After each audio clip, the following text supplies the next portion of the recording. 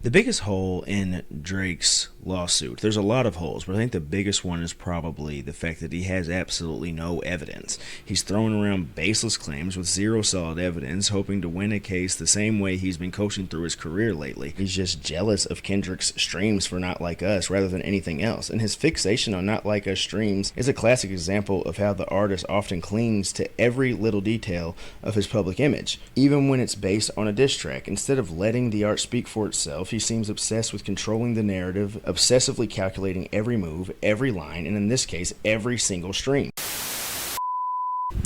Drake wants him to pull the contract so he can actually get some evidence for his lawsuit. If you didn't know, Drake has sued his record label UMG over losing to Kendrick Lamar for defamation, harassment, and payola and botting. Now, I already covered UMG responded by filing a motion to dismiss a couple days ago, and I covered the introduction section of it. It was mainly just an outline of what their argument would end up being that was written in just the most savagely petty, trollific way possible. And I wanted to make a video about the argument section of it, but that is a boring video, and I'm sure there is an audience for, you know, that really long video that's got all that reading and stuff, but it was boring for me to do it.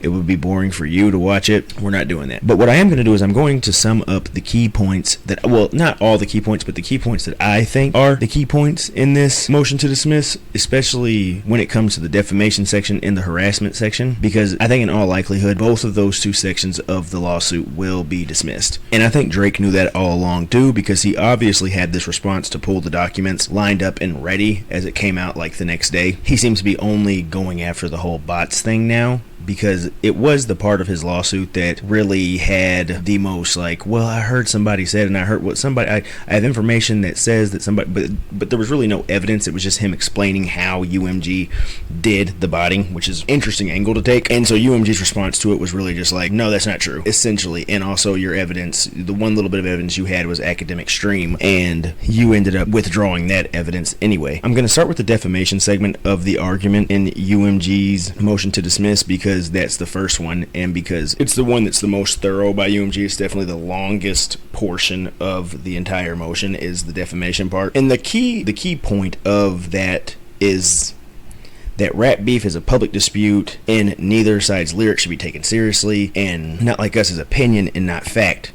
And UMG says Drake must prove the song made a false statement of fact, which they can't, or UMG at least argues they can't, because courts typically see rap as artistic expression, not literal accusation, and defamation claims in music are rarely successful for that reason. Now, a big, key, huge, major point underneath this point, Drake would have to prove that Kendrick Lamar and UMG knew that the statements Kendrick made in Not Like Us were not factual before Kendrick made it. UMG is basically arguing that Drake cannot prove that they knew it was false before they said it, because one, even Drake admits in the Tailor-Made Freestyle that he knows these rumors exist about him, and he also doubles down on that in The Heart Part 6 when he says that Epstein angle was the stuff I expected. And basically, he can't prove that Kendrick knew that it was incorrect before saying it as though it was correct because of that, and also because there's actual, like, behavior that Drake has exhibited in the past that is indicative of pedophilia. Like, he brought that 17-year-old girl up on stage,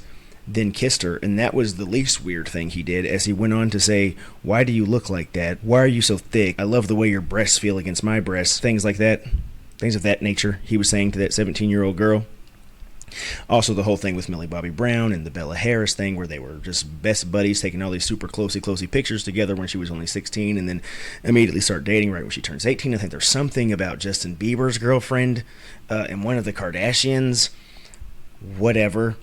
Basically, there's a pattern of behavior that exhibits diaper sniper allegations, and they're basically saying that Drake cannot prove that Kendrick knew it to be false when so many people already believed it to be true. They also say Drake can't prove malice because he's a public figure. Drake has a higher burden of proof. He must show that UMG and Kendrick knowingly lied or acted with reckless disregard for the truth. Another thing that was really important to UMG's motion was this Rappaport versus Barstool was a legal precedent. Rappaport essentially sued Barstool for making a diss track about him where they said he was a woman abuser and they said he had herpes, and and they had a music video of just like unflattering images of him. This case got dismissed for the reasons that I've already kind of suggested about why they say you can't prove it with Kendrick's Not Like Us. Like, these speculations already existed, stuff like that. And also, if you want to use the music video for Not Like Us, Drake's image is not even in the music video for Not Like Us.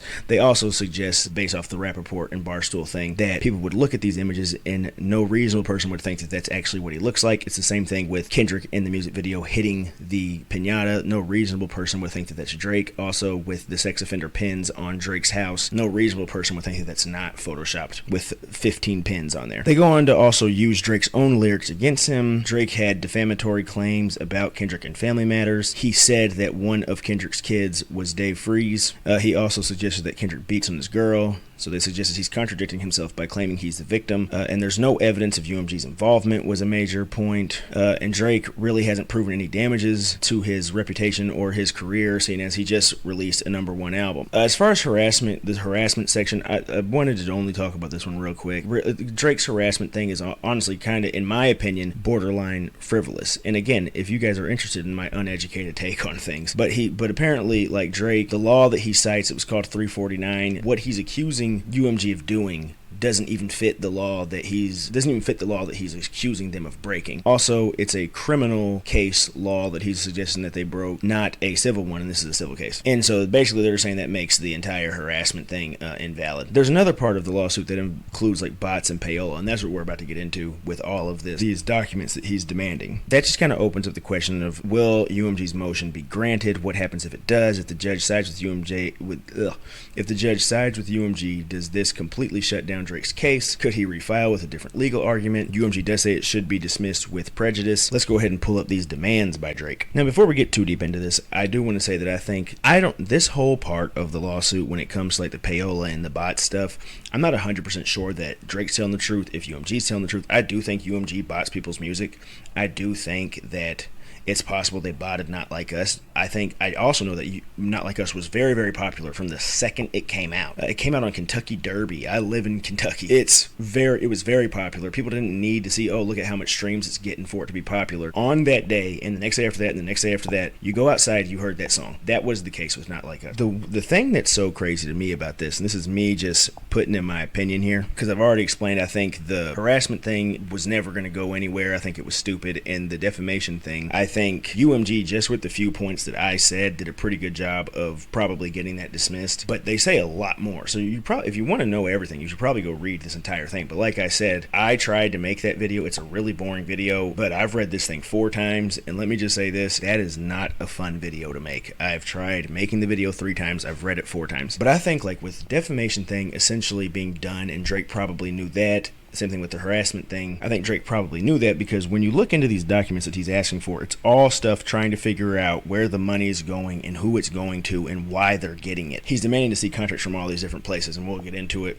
in just a second. And so I think Drake obviously knew that those other 2 sections were not going to work. But I do wonder if Drake filed an 81-page lawsuit with no evidence. Like, I just don't think this can go anywhere. I would love to see these documents get exposed. Like, let's start with this. I don't think we really need to see Kendrick's lawsuit, but let's see. Document request number 1.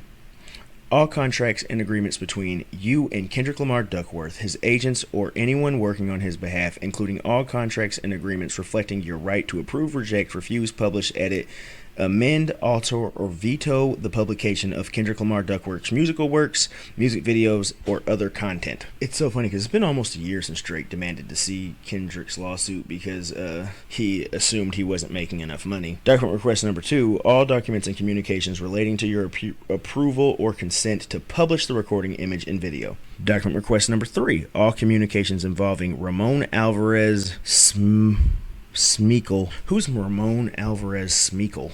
Ramon Alvarez Smeekle is the executive vice president, head of digital marketing at Interscope Records, where he has spent nearly 8 years leading innovative digital marketing strategies across a diverse artist roster. Okay, there it is. Relating to recording, image, or video, or promotion of any music works by Kendrick Lamar Duckworth. Document request number 4. All documents and communications relating to the payment and reimbursements of discretionary marketing funds for the benefit of Kendrick Lamar Duckworth or any person working on his behalf, including but not limited to Anthony Saleh. What are discretionary marketing funds? Discretionary marketing funds are non-essential, flexible expenses that businesses can adjust or eliminate without directly impacting core operations, often used for marketing campaigns, promotion, and other growth initiatives. Oh, so this is like getting into the whole botting and payola thing, essentially. I mean, I figured that was what it was, but I just didn't know. It's discretionary made it sound like it was a secret. Document request number 5. All documents and communications relating to any allegations, concerns, complaints, or reports, whether formal or informal, oral or written, made to you relating to payola violations regarding any music works by Kendrick Lamar Duckworth. Okay, well, that's just straight up fishing. That's the interesting thing about this is can he even do this? Can he actually like go to court with no evidence and say, we demand you give us evidence? I think honestly he's just trying to use defamation to make it seem like he was hurt by UMG's actions in a way that is like substantial enough to maybe the defamation will get thrown out. But well, while we're here, let's go ahead and take a look at these records. Not just Kendrick Lamar. Like, I don't know why, like if it's really all about the little man, and it's about them having control over all of this stuff, then why not? So let's look in and see who all you're botting, who all you're payola, who all you're doing this for, period. Not just Kendrick. Because it is an interesting thing. Like, I would like to know. I mean, I personally think that the judge is going to grant UMG's request to wait and see if the dismissal gets approved. And actually, one part of a lawsuit can get dismissed and the other part can actually go to trial. While I think it's almost a guaranteed thing, the harassment and the defamation will get dismissed. This could go forward into the discovery. But I am interested to see. I would love to see if what Drake is saying is right, because I do think there's a chance it is. I have just been on record of saying over and over and over again, Drake can't win this case, and Drake has no evidence. I've not been necessarily saying that UMG didn't put any money into Not Like Us. I do think they did. Document request number 6. All documents and communications relating to any actions or contemplated actions you undertook with respect to the copyright restrictions for the recording, image, or video, including but not limited to any altercation, modification, removal, suspension of the same. And I read that and those were words, but my brain did not hear it. Let's read it again. All documents and communications relating to any action or contemplated actions you undertook with respect to the copyright restrictions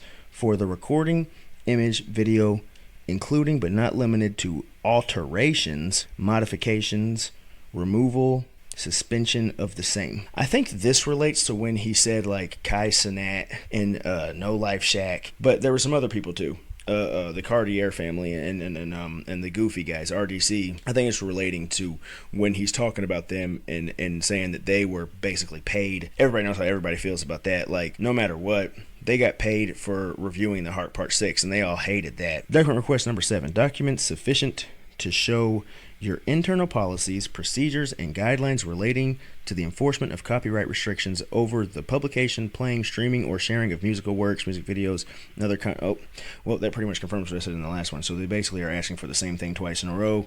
Document request number 8. All documents and communications relating to the February 2nd, 2025 Grammy Award. This ain't they paid off the Grammys. All documents and communications relating to the February 2nd, 2025 Grammy Awards relating to the recording, image, or video, including but not limited to all documents and communications with the National Academy of Recording Arts and Scientists, Inc., or any representative or agent thereof. All documents and communications regarding the promotion and advertising of the recording, image, or video for the purposes of obtaining nomination for a Grammy Award, obtaining a win for a Grammy Award, or for promoting the February 2nd, 2025 Grammy Awards, and all the documents and communications regarding the content of the archival footage available from the February 2nd, 2025 Grammy Awards, including but not limited to as referenced in www.hotnewhiphop. Hold on. Grammy's elite clip of crowd singing Kendrick Lamar Not Like Us amid Drake lawsuit. Okay, well, this is stupid. It's just like, what are you talking about? So you want to see the video again? Document request number 9. All documents and communications relating to the selection and licensing of the recording to be performed at the Super Bowl 59 halftime show, including but not limited to all documents and communications relating to any and all decisions proposed, contemplated, or made with respect to whether to omit or censor any lyrics or other content related to the recording during the Super Bowl 59 halftime show. So I guess that kind of relates back to defamation. But bro, your defamation case is dead.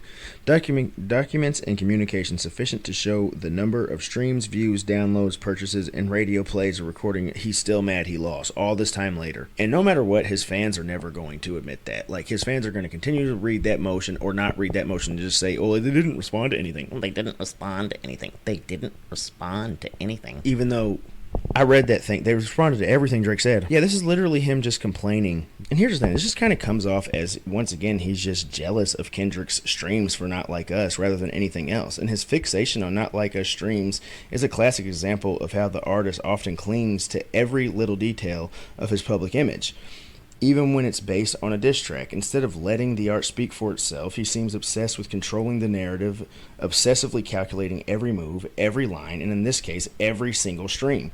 It's almost as if Drake needs validation from every metric, constantly chasing a level of perfection that seems more about ego than the art itself. Maybe it's time for him to stop playing the victim and focus on making music that stands on its own instead of getting wrapped up in numbers and petty feuds. Maybe just get out here and just do what you do, what you used to do, what everybody really wants you to do, what your fans want you to do. No matter how many times they want to pretend that they like this R&B album, we're clearly seeing you're backing away, you're planning to leave hip-hop right after you destroy it, and your fans are going to go with you. You're going to fail, your fans are going to still go with you anyway, and we don't need y'all over here. But you want to try.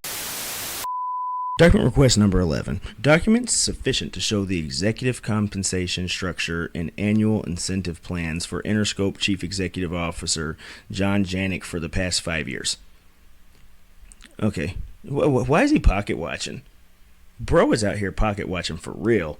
Kendrick said, pocket watching, you must be the police. This nigga's pocket watching in court. Documents sufficient to show Interscope's 2024 executive incentive metrics, targets, projections, and performance used to determine annual incentive compensation for Interscope's executives and officers, including Chief Executive Officer John Janik for the past 5 years.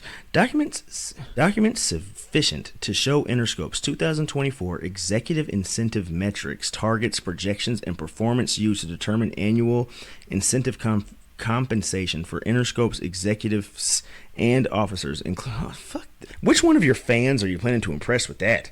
Documents and communications sufficient to show the dates on which you sent litigation hold notices and recipients of those notices relating to any of the allegation in the complaint or anticipated or actual litigation by the plaintiff.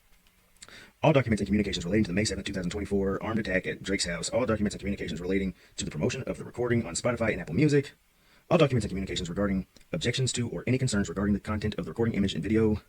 Documents sufficient to show the total money spent by UMG directly or indirectly on the production of the recording and music video. Documents sufficient to show the total monthly money spent by UMG directly or indirectly on promotion of each recording and video. Okay, so now if you don't know, UMG's response to this is basically, how about we wait and see if our motion to dismiss gets approved before we go and move on to the next part of this proceeding, because this is basically Drake and his team trying to just go ahead and go on to the discovery section of how this works, which UMG just filed a motion to dismiss, which won't get the results for at least like 3 months. And I think it will be 3 months. I don't think it'll be any longer. And I think this will get dismissed. But this is essentially just a super long checklist of Drake being like, hey, we took y'all to court. We don't have any evidence. Can you give it to us? Drake's response is, well, if you're not having anything to hide, why not go ahead and just proceed on to the discovery segment of everything now? And to an extent, I do agree with that, because they could just be like, okay, yeah, let's dig into all that stuff and let's do it. But it's the same reason why they filed a motion to dismiss rather than going straight to trial, is because lawyers are expensive. It's the same reason why they tried to keep delaying the motion to dismiss so that Drake would drop the lawsuit. It's because lawyers are expensive. You don't want to have to pay for lawyers. You don't want to have to pay to go to court. You don't want to have to do all that. So while I think they're going to win the case, I don't think that this discovery segment of the case is even going to happen. But who knows? This could be like the trick up Drake's sleeve that everyone's been kind of waiting for. I do think someday, it'd be nice. I would actually like to see, if Drake is actually right in this case. I would like to see it go on to the discovery segment, but I don't think it will. And obviously, no matter what, looking at all these things really can't hurt Drake's case. It could only be just as bad as it was before. It could be embarrassing if he does it and they don't find anything, but We obviously know what he's hoping to find. He's hoping to find proof and evidence of what it is that he's doing. And he thinks that UMG and Kendrick coordinated the diss track behind the scenes. He's fishing for anything that makes UMG look bad, even if it doesn't prove the defamation, is what I think. The biggest hole in Drake's lawsuit, there's a lot of holes, but I think the biggest one is probably the fact that he has absolutely no evidence. Drake's lawsuit is just as uninspired as his music has been for the past 5+ years. He's throwing around baseless claims with zero solid evidence, hoping to win a case the same way he's been coaching through his career lately, by relying on his image instead of real substance. His need to control every aspect of his narrative screams narcissism, where it's been less about proving a point and more about feeding his ego. Even his diss tracks aimed at Kendrick feel like hollow attempts, leaning on his fans to fight his battles for him, with weak punches that lack the raw creativity and bite of classic rap beefs. It's almost like he's more invested in maintaining his reputation and chasing the same tired wins than putting in the real effort to create something meaningful, both in the courtroom and in the studio. At the end of the day, it feels like to me Drake's more focused on controlling his image than actually proving anything in court. He's all about the streams, the numbers, and the drama, but when it comes to the real legal arguments, it's starting to look pretty weak. Let me know what you think about it in the comments. Will Drake's demands actually change anything, or is this just another attention grab and his ongoing need for validation? Like the video.